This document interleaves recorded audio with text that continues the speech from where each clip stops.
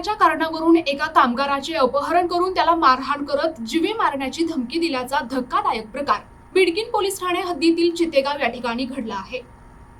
चितेगाव येथील सौरभ अण्णासाहेब गायकवाड हा कंपनीत काम करणारा कामगार आहे। यापूर्वी त्याचा सोनवणे कुटुंबियाशी काही कारणावरून वाद झाला होता।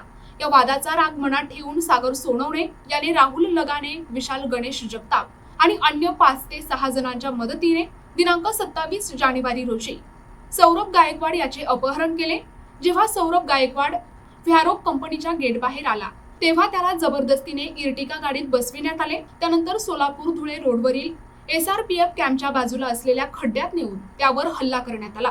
यावेळी अपहरणकर्त्यांनी लाथाबुक्क्यांनी आणि कोणत्या तरी वस्तूने मारहाण करत त्याला नंदा सोनवणे यांची माफी मागण्यास भाग पाडले। तसे न केल्यास त्याला त्याच्या मामाला ठार करण्याची धमकी दिली।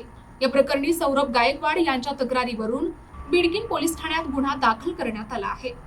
या गुन्ह्यातील प्रमुख आरोपी सागर सोनवणे याला पोलिसांनी अटक केली आहे, तर अन्य आरोपींचा शोध सुरू आहे। बिडकीन पोलीस ठाण्याचे सहाय्यक पोलीस निरीक्षक निलेश शेळके यांच्या मार्गदर्शनाखाली पोलीस उपनिरीक्षक अशोक माने पुढील तपास करत आहेत। प्रतिनिधी अलीम शेख, NTV न्यूज मराठी, बिडकीन, छत्रपती संभाजीनगर।